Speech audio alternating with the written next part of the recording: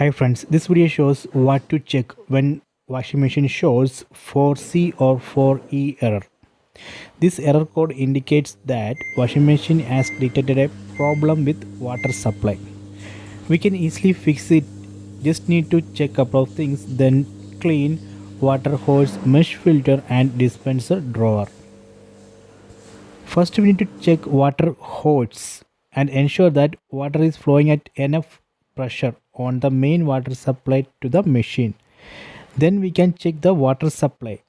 Check that the water tap connected to the washing machine is open to full. Then we need to clean water hose, mesh filter and dispenser drawer. Just do all these things. After that we need to just press play or pause button. So that way we can fix this 4E or 4C error.